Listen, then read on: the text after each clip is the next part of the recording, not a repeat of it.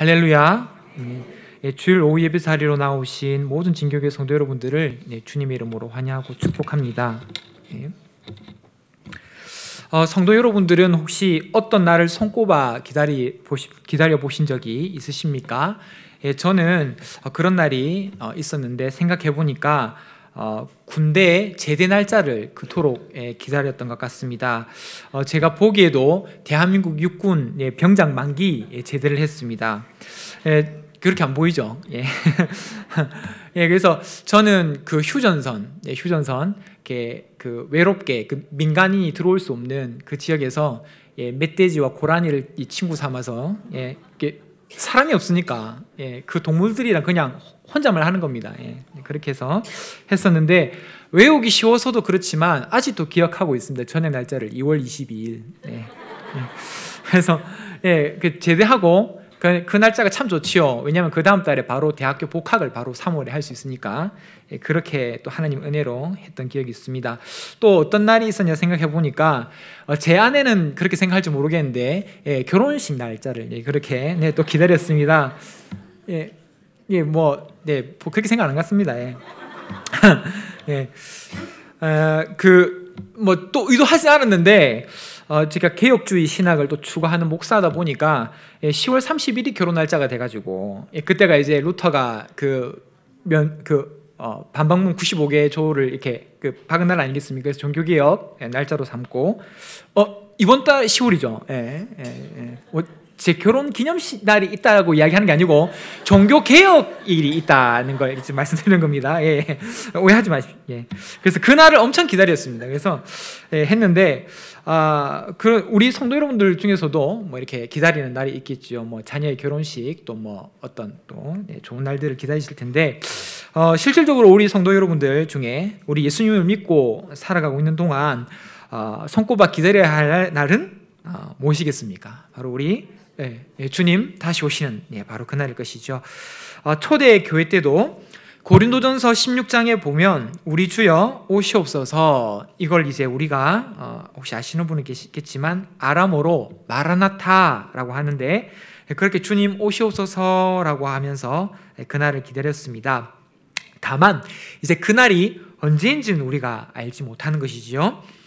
그래서 우리는 주님 다시 오심을 기다리지만 언제 오실지 모르니까 그러면 흥청망청 살아가나 아무것도 안 하고 그냥 감이 떨어져서 내 입에 들어가길 기다리는 것처럼 그렇게 있어야 되나 이렇게 생각할 수 있을지도 모르겠습니다. 아니면 다윗 선교처럼 가진 재산 다 내놓고 그냥 다 산에 올라가서 기다리자 이렇게 그럼 우리는 해야 할까요?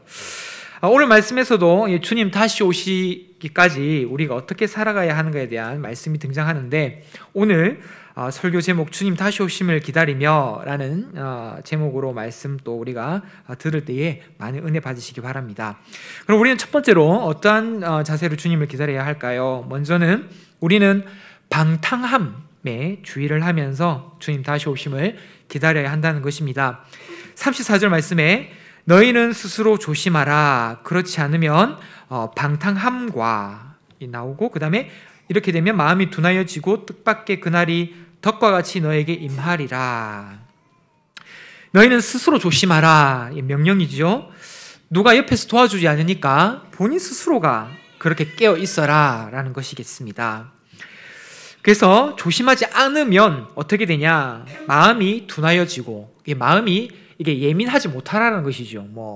오든지 말든지 그냥 그렇게 살아간다는 것입니다. 덫과 같이 너에게 임한다. 이게 동물이 덫에 걸릴 때 어떻습니까? 표지판을 이렇게 세워가지고 여기 덫이 있습니다, 피해가세요, 이렇게 설치해 놓는 사냥꾼이 있습니까? 어떻습니까? 이게 덥석 이렇게 벼락 털이 떨어지든지 올무가 확 걸든지 이렇게 하지 않습니까? 그처럼 주님 다시 오심도 그렇게 덫과 같이 팍 임한다 하고 있습니다.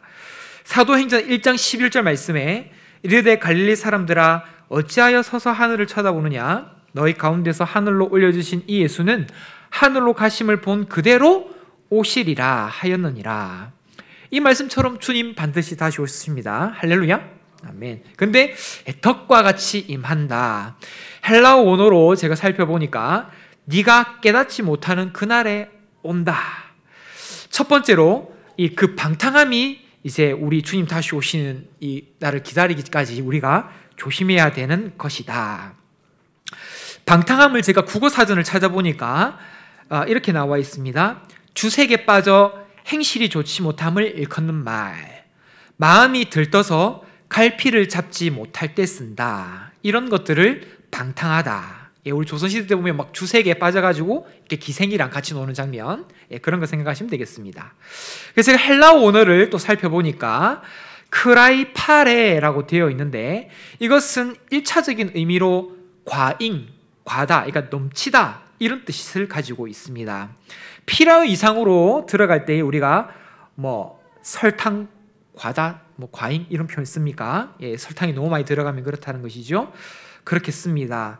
지금 제 옆에 이렇게 컵이 이렇게 있는데, 이 컵에 지금 물이 가득 차 있습니다. 근데 여기 물을 이렇게 계속 부으면 어떻게 되겠습니까? 당연히 넘칩니다. 과잉, 과다이죠. 그러면 여기 강계상에 쏟아져 버린 물은 어떻게 됩니까? 우리가 다시, 제가 이게 다시 쓸어 마실까요? 제가 어떻게 되겠습니까? 이게 다 소비가 되고 이게 못 먹게 되는 것입니다. 낭비가 되는 것이지요. 이런 의미가 바로 오늘 34절에 나오는 방탕함, 헬라어로 크라이파레라는 것입니다. 그럼 우리 24시간 내 우리 삶의 모습을 한번 돌아봅시다. 주님 다시 오시기까지 방탕함에 주의하라고 했으니까, 아까 이 물이 넘쳐서 다시 쓸어 담아서 못 마실 것 같은 그런 낭비의 삶이 우리 삶 가운데 없냐라는 것입니다. 제가 지금도 청년부를 맡고 있고, 예전에도 청년부 사역을 했고 또 청년 사역을 하기도 했었는데요. 그래서 그때 경험했던 이 생활의 낭비함이 뭐냐라고 생각해 보니까 주로 이 PC방에서 게임을 밤늦게까지 하더라고요. 이게 평일이면 뭐 자기가 그렇다 할 수 있는데, 토요일, 그러니까 줄 하루 전날에 PC방에서 밤을 새는 겁니다. 그럼 어떻게 될까요? 주일날 청년부 예배 오는데 다 이 병든 닭처럼 이렇게 좋은 겁니다. 참 이게 뭐라 하면 또 우리가 흔히 말하는 목사님 상처받았어요, 돌아서 이야기하면 삐졌어요 라는 뜻인데, 그래 삐져가지고 또 이야기를 안 하고, 또 뭐 단체 카톡창을 나가버린다든지 휴대폰을 주일에는 꺼놓는다든지, 근데 이렇게 하더라고요. 또 제가 남자다 보니까, 남자 같은 경우는 해외 축구, 하나님께서 한국이랑 저 유럽의 축구 잘하는 나라 시간대를 다르게 하셔가지고 꼭 재밌는 축구는 새벽에 이렇게, 남자애들이 그 새벽에 뭐 지금 그때 누굽니까? 그 축구 잘하는 사람 손흥민 막 그거 본다고 막 새벽에, 주일 새벽에 보고 이렇게 예배 때는 졸고 낭비하는 것이죠. 음식은 또 어떻습니까? 저도 참 주님 앞에 부끄러운데 10대 때 식욕이 남자들 왕성하거든요. 그런데 이 뱁새가 황새 쫓아가면 찢어진다고 제가 자취를 잠시 했었는데, 저는 이렇게 배가 나오긴 했습니다만, 그건 인정합니다. 배는 나오긴 했습니다만 덩치는 작죠. 저랑 같이 자취했던 형님들이 키가 막 180에 몸무게 100kg 넘는 형들이었는데, 제가 아까 제대를 빨리 했다 그랬지 않습니까? 그래야 복학도 빨리 하고, 자취했던 형님들이 저보다 한두 살 많은 형님들인데, 그 형님들이 저녁에 야식을 안 먹으면 잠을 안 자는 겁니다. 황새 쫓아간다고 가다 보니까 어떤 일이 일어날까요? 병원을 가는 일이 생긴 겁니다. 저희 교회 그때 집사님이 의사셨는데 위 내시경까지 다 하고 다 그랬던 기억이 있습니다. 생활의 낭비, 음식을 원래 먹는 것보다 더 먹으니까 탈이 날 수밖에요. 이런 것들이 낭비함의 한 극이 되겠지요. 생활의 규모가 육신에 사로잡혀 있기 때문에 일어나는 일입니다. 저번에 안식일 정말 즐겁습니까? 라는 제목으로 설교를 했었는데, 그때 설교 때 웨스트민스터 대교리 문답 117문을 기억하십니까? 질문은 이거였습니다. 안식일 혹은 주일을 어떻게 거룩하게 하여야 합니까? 거기에 대한 답은, 이 목적을 위하여 우리는 마음의 준비를 하고 세상 일을 미리 부지런하고 절제 있게 정리하고 적절히 처리하여 주일의 의무를 더 자유롭고 적절하게 이행할 수 있어야 합니다. 그러면서 왜 우리 고신에 우리 연세 드신 분들께서 왜 그렇게 주일에 돈 쓰지 말고 토요일에 미리 다 장을 다 봐놓고 하라는, 그게 이런 이유 때문이었구나라고 제가 말씀을 드렸지요. 그러니까 토요일, 심지어는 주일 새벽에 우리나라랑 시간대에 다른 축구 경기를 보고 PC방에 있으니 주일날 예배 참석하는데 안족을 배기겠습니까? 제가 신학대학원에 있을 때 저희 교수님이 저에게 읽으라고 추천해 주신 책이 있는데 책 제목이 참 재밌습니다. 고귀한 시간 낭비 예배. 마지막 못 들으셨습니까? 고귀한 시간 낭비 예배. 목사님 아까 전까지만 하더라도 낭비가 안 좋은 의미라면서요. 이 책 제목도 좀 독특해가지고 설교를 준비하면서 다시 한번 읽어봤습니다. 왜 낭비라는 단어를 책 제목으로 사용했을까? 왜 그러냐니까 세상 사람들의 눈에 볼 때는 주일날 이렇게 오후 예배 자리까지 나와서 예배를 드리는 이것이 그 사람들 눈에는 뭘로 보일까요? 낭비로 보이는 것입니다. 솔직히 믿음이 얼마 되지 않은 사람들은 오후 예배까지 드릴 필요가 있어? 그건 시간 낭비야. 시간 방탕함이야. 물이 이 컵에 흘러 넘치는 것처럼 다 쓸모없게 되는 것이야. 교회 생활 오래 하신 분 정말 그렇던가요? 아닙니다. 결코 아닙니다. 우리가 더군다나 하나님 앞에 점수를 따거나 우리 진교교회가 이만큼 모여 자랑하려고 사실 오후 예배까지 있는 것도 아닙니다. 이유는 간단하지요. 하나님께서 예배 받으시기 합당하신 분, 이 시기에 우리가 지금까지 남아있는 것입니다. 그리고 하나님과 교제하는 것이 즐겁기 때문에 그 세상 사람들이 이렇게 표현한 것, 시간 낭비다 라고 하는 것과 같은 것을 우리가 지금 하고 있는 것입니다. 하지만 그 책의 저자는 이것을 고귀한 시간 낭비다, 반어법이죠. 반대로 설명하는 것입니다. 누가 저보고 이야기할 때 아이고 니 잘났다 이렇게 이야기하는 거랑 똑같다고 잘난 건 없는데 잘났다고 하는 것이죠. 그래서 우리가 낭비함, 사치함, 내 육신에 좋을 대로 낭비하면서 살아가는 그런 신앙생활의 자세로 주님 다시 오시면 기다리는 것이 아니라 그 책의 제목과 같이 거룩한 시간 낭비, 예배, 하나님을 만나는 데에 정말 오히려 넘쳐서 세상 사람들이 볼 때 저 사람들 미쳤다. 왜 오후 예배 때까지 저렇게 남아있는 것인가? 그것도 부족해서 새벽 기도, 오후 또 금요 철야, 수요 기도회 또 이렇게 모인다. 저 시간 낭비한다. 우리는 주님 다시 오심을 기다리는 그 가운데서 주님과 교제하고 하나님을 예배하는 것이 기쁘기 때문에 날마다 이렇게 거룩한 시간 낭비를 하시는 우리 진교교회 성도님들 다 되시길 주님의 이름으로 축복합니다. 그럼 또 우리는 어떤 자세로 기다려야 하는가? 우리는 술 취함에 주의하며 주님 다시 오심을 기다려야 한다는 것입니다. 34절 말씀에 너희는 스스로 조심하라. 그렇지 않으면 방탕함과 술 취함에, 이제 방탕함은 말씀드렸고 술 취함에 대한 부분입니다. 그래도 교회 생활을 정직하게 하시는 분이시라면 술, 담배는 기본적으로 하지 않으실 겁니다. 아마 교회 나오신 지 얼마 되지 않으신 분들은 아직도 술, 담배 하시는 분이 계실지도 모르겠습니다. 로마서 13장 12절에서 13절 말씀에 구원의 때가 가까워졌다라고 제목이 적혀 있습니다. 그러면서 밤이 깊고 낮이 가까웠으니 그러므로 우리가 어둠의 일을 벗고 빛의 갑옷을 입자. 13절에 낮에와 같이 단정히 행하고 방탕하거나 술 취하지 말라. 역시 로마서 13장에도 술 취하지 말라라고 나옵니다. 그리고 14절에 로마서 13장 14절에 오직 주 예수 그리스도로 옷 입고 정욕을 위하여 육신의 일을 도모하지 말라. 술 취함의 1차적 의미는 당연히 술 취하지 않는 것이지요. 그런데 로마서 13장 14절과 연계시켜서 생각해보면 결국엔 이 술 취함은 내 육신의 일을 도모하는 것을 말합니다. 정욕을 위하여 육신의 일을 도모하지 말아야 합니다. 역시나 우리의 24시간을 돌이켜봅시다. 나의 정욕을 위해 얼마나 많은 시간을 보내고 있습니까? 그렇다고 제가 돈을 버는 것, 물질을 소비해서 그래도 입을 것 입고 먹는 것을 하지 말라는 게 아닙니다. 그것이 오직 자신의 유익만을 위해 사용되는 것이 문제다라고 말씀드렸습니다. 누가 지어낸 이야기일 수 있겠으나 어떤 집사님께서 서울의 강남에 큰 아파트에 전도를 하러 갔답니다. 초인종을 누르고 예수님 믿으세요? 천국 가셔야죠 했더니 그 강남의 큰 집에 집주인이 하는 말, 천국이 우리보다 좋아요? 그 사람에게 있어서 천국은 자기 집보다 못한 존재이겠지요. 하지만 이것은 섬뜩한 이야기가 아닐 수 없습니다. 왜냐하면 교회 다니시는 분들 중에서도 지평수를 넓히고 차 크기를 점점 넓히시는 것이 목적이신 분이시라면 천국 갑시다라는 이 구호가 어떻게 다가오겠습니까? 천국이 내가 살고 있는 집이나 내가 타고 있는 차보다 좋아요? 라고 묻지 않겠습니까? 술 취함의 삶, 실제로 술에 취하지는 않았지만 내 삶의 모든 영역이 내 종욕에 쓸 것만 찾는 삶.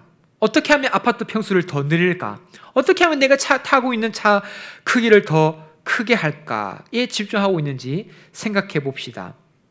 에베소서 5장 18절에도 술 취하지 말라 이는 방탕한 것이니 그 이후에 혹시 어떤 구절인지 아십니까? 오직 성령으로 충만함을 받으라. 바로 이것입니다.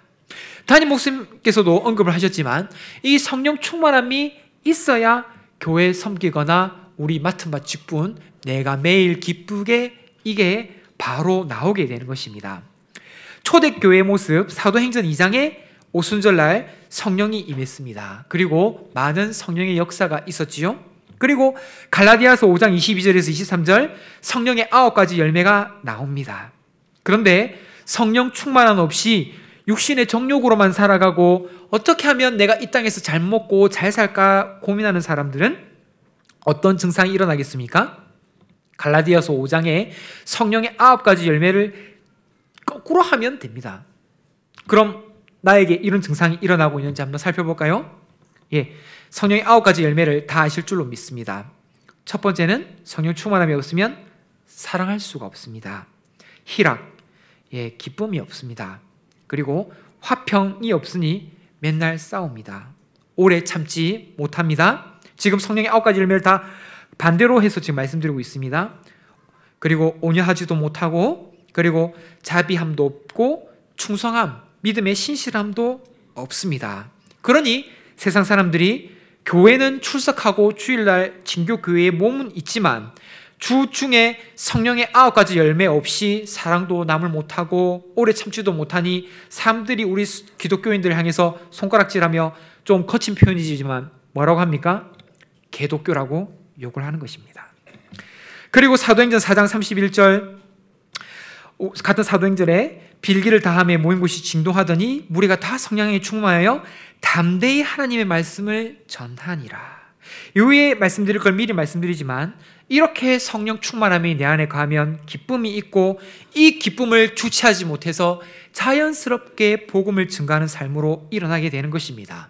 우리가 오늘도 작정 VIP 전도 작정을 하고 계속적으로 하반기 전도 축제 일정을 진행해 나갈 텐데 성령 충만함이 없으면 이 또한 하나의 나에게 무겁고 어려운 짐이 되는 일이 되고 말 것입니다. 내가 어떤 것을 경험했습니다. 맛집을 발견해서 너무 음식이 맛있는 겁니다. 차를 한 대 새로 샀는데 너무 승차감이 좋은 겁니다. 우리 SFC 학생들 저기 졸고 있지만 얼마나 귀합니까? 휴대폰을 X라고 하는데 지금 X 하는 친구는 안 졸고 있습니다. 휴대폰을 새로 샀는데 새로 사면 우리 친구도 어떻습니까? 아이고 나는 휴대폰 새로 하나 샀는가 보다 이럽니까? 어떻게 합니까? 쎄나 휴대폰 새로 사면 어떻습니까? 그냥 좋아요 하고 끝납니까? 어떻게 합니까? 친구들한테 자랑하죠. 아니 자랑 안 합니까? 저만 자랑합니까? 자랑합니다. 그럼 예수님을 믿었는데 너무 좋은 겁니다. 그럼 어떤 증상이 당연히 일어나야 될까요? 자랑하는 것입니다. 근데 그럼 목사님 이 말을 제가 어떻게 확신할 수 있습니까? 목사님 저한테 거짓말하는 거지요? 이렇게 할까봐 성경 전체가 다 진리임을 증가하고 있지만 오늘 말씀 그러니까 오늘 말씀이 34절부터였죠? 34절 바로 앞에 성경을 펼쳐 그대로 두신 분이시라면 34절 바로 앞에 뭐라고 되어 있습니까? 다 같이 한번 읽어보겠습니다. 시작! 천지는 없어지겠으나 내 말은 없어지지 아니하니라. 할렐루야! 아멘. 제가 하면 또 목사님 농담이죠? 하실까봐. 성경 말씀은 이 거짓말입니까? 진리입니까? 진리죠. 바로 앞에 33절에 하나님의 말씀은 없어지지 않는답니다. 천지는 다 변하고 심지어는 꽃도 시들고 여기 있는 것도 다 언젠가는 바람이 불고 먼지가 쌓이고 하면 다 썩어 없어질 것들입니다. 하지만 주님 말씀은 방금 오직 성령의 충만함을 받으라, 술 취하지 말라, 이렇게 하는 것들이 결코 변함이 없다는 것입니다. 우리는 항상 깨어 있어야 할 이유가 바로 여기 있는 것이죠. 그럼 주님 다시 오신 마지막으로 어떤 자세로 기다려야 되는가? 우리는 생활의 염려에 주의하며 주님 다시 오심을 기다려야 한다는 것입니다. 34절 말씀, 아까 너희는 스스로 조심하라, 그렇지 않으면 방탕함과 술 취함과, 그리고 마지막 뭡니까? 생활의 염려. 헬라어 원어로 살펴보니까 메림나이스 비오티카이스라고 하는데, 이게 정확한 의미로는 생활의 염려라고 이렇게 되어 있지만 더 정확하게는 매일의 삶을 걱정하는 것이다 라고 되어 있습니다. 매일매일 걱정하는 겁니다. 우리는 다 알고 있습니다. 우리는 매일매일 삶을 걱정해야 하는 존재가 아닙니다. 마태복음 6장 31절 말씀이 꼭 우리에 대해서 잘 설명하고 있습니다. 그러므로 염려하여 이르기를 무엇을 먹을까, 무엇을 마실까, 무엇을 입을까 하지 마라. 아멘. 그렇게 주님 말씀하셨습니다. 매일의 삶과 관련해 이런 거 하지 마라. 날마다 머릿속을 가득 채우고 있는 것이 오늘 뭘 먹지, 뭘 마시지, 무엇을 입지 고민하고 있습니다. 이런 것은 같은 마태복음 6장 32절에 어떤 사람들이 하는 것이냐? 이는 다 이방인들이 구하는 것이라. 그리고 계속 이어서 너희 하늘 아버지께서 먹는 것, 마시는 것, 입을 것, 이 모든 것이 너희에게 있어야 할 줄 아시느니라. 근데 안타까운 건, 부끄럽지만 교회에서도 이방인들이 하는 이 같은 행동을 하는 사람들이 있다는 것입니다. 근데 이렇게 물을 수 있습니다.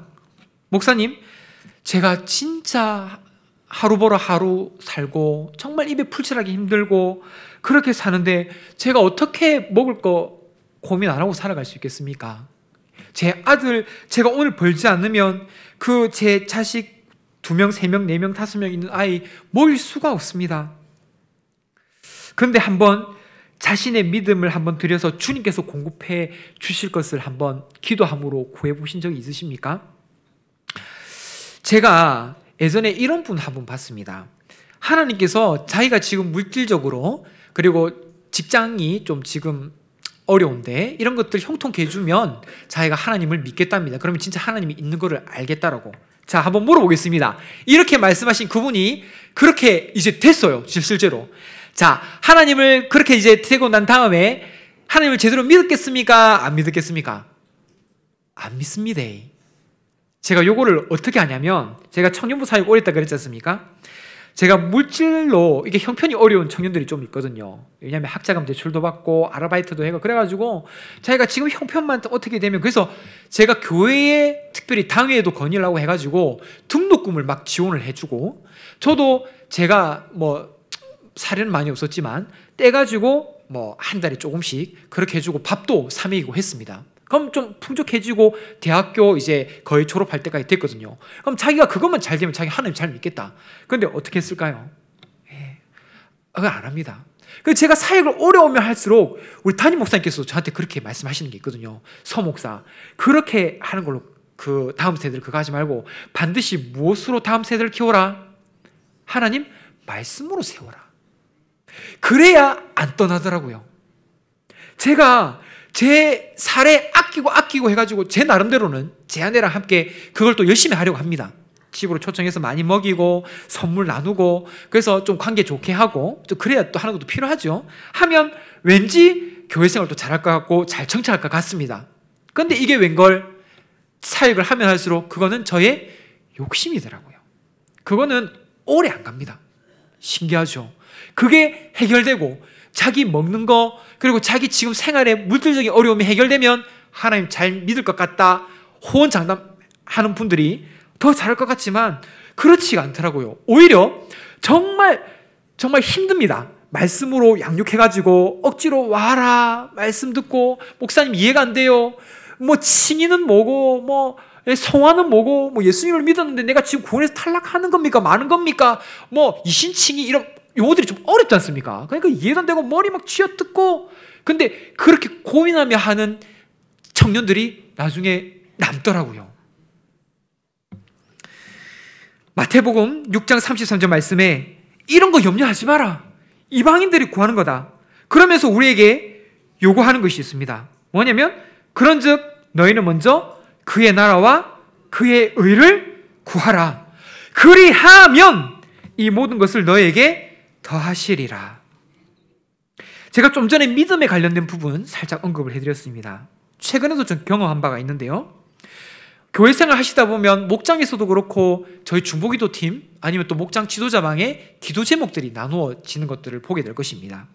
그런데 두 종류의 사람으로 나뉘어지는 것 같더라고요. 뭐냐면 좀 부끄럽긴 하지만 그 기도 제목을 보고 진짜 기도하는 사람, 아니면 카톡이 하도 많이 오니까 그냥 한번 읽고 이렇게 하시는 분, 그냥 기도하겠습니다 하시는 분. 근데 신기하게도 하나님께서 진짜 살아계신 하나님이신지라 그 아픈 부위를 놓고 기도했더니 그 병이 낫게 됐습니다. 저는 이 교회에서 그런 거 봤거든요. 진짜로 낫게 되는 그 간증을 하시는 분들을 몇 번 뵀는데, 그 하나님 낫게 해주십시오라고 기도하신 분과 그냥 눈팅이라고 합니다. 우리 젊은 세대들 말로 눈팅, 눈으로만 그냥 살짝 보고 이렇게 눈팅이라고 하는데, 그렇게 하신 분 중에 누가 은혜 받겠습니까? 그 기도 제목을 보고 기도하신 분이 은혜를 받죠. 왜입니까? 하나님께서 기도 응답 하셨구나. 그러면 여기서 내려지는 결론 뭡니까? 결국에 믿음은 드림으로 자라가는 것입니다. 이것을 안 해보니까, 맨날 눈팅만 하니까 계속 믿음이 자라지 않고 교회 생활에 재미가 없게 되는 것입니다. 마태복음 6장을 계속 언급하지만 그 성경 말씀이 진짜 나옵니다. 공중의 새를 보라, 하늘 아버지께서 기르시지 않냐. 그리고 오늘 지금 세 번째 대지가 매일의 생활의 염려라고 말씀드렸는데, 마태복음 6장 27절 말씀이 마침표를 찍어줍니다. 뭐라고 말씀드렸냐면, 너희 중에 그렇게 매일의 생활의 삶의 염려, 그걸 한다 하더라도 그 키를 한 자라도 더할 수가 있겠느냐? 주님이 책임져 주신다라는 것입니다. 정말 주님 다시 오시면 기다려주십니까? 저는 정말 주님이 빨리 오셨으면 좋겠습니다. 왜일까요? 비염. 진짜 힘듭니다. 혹 비염 안 겪고 계신 분들은 모르지만 비염 경험하고 계신 분들 제가 몇 번 봤습니다. 그러면서 저한테 목사님 저도 비염 동병상련 막 코에 뿌리는 거 막 좋은 진주의 병원 소개해 주시고 정말 감사하더라고요. 그분들은 공감하실 겁니다. 얼마나 힘든지 비염이. 저는 또 이게 참 마음에 눌려있는 아픈 가시인데, 이게 신기한 게 비염이 오는 때가 언제입니까? 시험 치는 데입니다. 시험 칠 때. 콧물 많이 쏟으면 어떻게 되죠? 글자가 눈에 안 들어옵니다. 그냥 공부 집중하고 공부를 해야 되잖아요. 그냥 침대에 들어놓고 콧 막고 있고 싶습니다. 제가 원래 공부는 못했지만 비염이 없었으면 성적이 좀 더 올라가지 않았을까 생각합니다. 천국에 가면 비염이 없겠죠? 할렐루야. 아멘. 제가 요 앞에 제가 스스로 높인 게 이상한데, 제가 요 앞에 있었을 때, 교회에 있었을 때, 그 교회에 몸이 엄청 안 좋으신 집사님 한 분 계셨거든요. 그 집사님 어떤 분이시냐면, 계단 올라오실 때 옆에 손잡이를 의지하지 않고서는 올라오지 못하실 정도로 몸이 불편하신 분이셨습니다. 예전에도 이런 주님 다시 오심에 대한 것에 대해서 말씀하신 적이 있었는데, 그때 아멘을 그분이 제일 크게 하시더라고요. 왜 그렇습니까? 당연한 거 아니겠습니까? 그리고 어떤 분이랑 또 나누시니까 자기는 세상이 너무 불공평하다고 느낀답니다. 정말 공의와 정의가 바로 서 있는가 지금?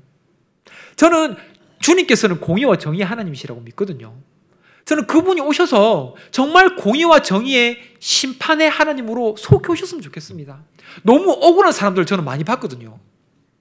힘 없다고, 돈 없다고 소외당하고 무시당하는 교회 성도들을 실제로 봤습니다. 이 가운데 계신 줄도 모르죠.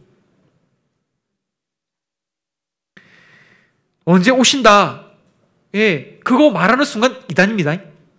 할렐루야. 저도 모릅니다. 저도 모르고. 그러니까 저한테 묻지 마십시오.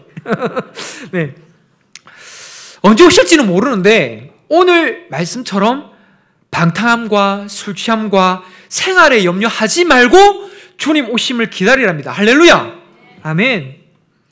정말 오늘 마지막 말씀처럼 잊지 않았지만 제가 언급은 하지 않았지만 어떻게 해야 됩니까? 36절 말씀에 인자 앞에 서도록 어떻게? 항상 기도하고 깨어있으라. 이 자세가 중요한 것이죠. 그러므로 사랑하는 진교계 성도 여러분, 우리는 어떠한 자세로 주님 다시 오심을 기다리며 살아가고 있는지 생각해 봅시다. 주님 다시 오신다라고 분명히 성경에서 말씀하고 있는데 주님 다시 오시지 않을 것처럼 살아가고 있는지는 아는지 점검해 봅시다. 초대교회 우리 신앙의 선배님들도 마라나타! 아멘 주 예수여 오시옵소서. 너무 좋으니까 주님이 그날을 기다리며 늘 깨어서 기도하는 마음으로 그렇게 날마다 모이기를 힘쓰고 기도하면서 그렇게 주님을 기다렸던 것입니다. 그의 방탕함 그리고 낭비의 삶, 규모가 잡히지 않아가지고 술 취하고 내 정욕에 쓰이는 대로 그렇게 하고 생활의 염려가 주님을 믿는 것보다 더 앞서서 맨날 걱정하면서 먼저 그의 나라와 그의 의를 걱정하는 것도 아니고 하나님께 나의 믿음을 먼저 드려보지도 않고 그냥 그저 내가 이 염려만 하는 것으로 그렇게 고군분투하면서 싸워갔던 것 보면서 내가 정말 주님 다시 오심을 기다리는 자인가, 정말 먼저 그의 나라와 그의 의를 구하며 살아갈 수 있는 자들이 되길 바랍니다. 그래야 하나님을 기쁜 마음으로 슬기롭게 기다리는 우리 열처녀 비유하시지요? 기름 없어가지고 막 나중에 기름 좀 달라 이렇게 하는 어리석은 자들이 되지 마시고 미리 기름 준비 딱 다 해서 성경에 표현되어 있는 것처럼 슬기롭게 기다리는 기름 등불 든 5 처녀들처럼 그렇게 주님 다시 오심을 주님 어서 오십시오. 제가 주님을 얼마나 기다렸는지 주님 모르시죠? 저는 울 것 같아요. 이 땅에서 고생한 게 너무 많아. 막 울고 믿지 않는 남편 때문에, 믿지 않는 아내 때문에 막 힘들었던 거, 막 직장에서 혼자 그렇게 믿는다고 막 직장 상사한테 구박당하고 막 주일 교회 가지 마! 막 이렇게 하고 나도 교회 집사인데 술 한잔 해! 막 힘들고 막 그런 거 하나님 앞에 다 하소연 다 하고 막 그래서 주님 맞이하실 준비 하신 그런 모든 진교계 성도 여러분 다 되시길 주님의 이름으로 축복합니다. 아멘. 우리 다 함께 이 시간 들은 말씀 가지고 다 함께 기도하며 나가겠습니다.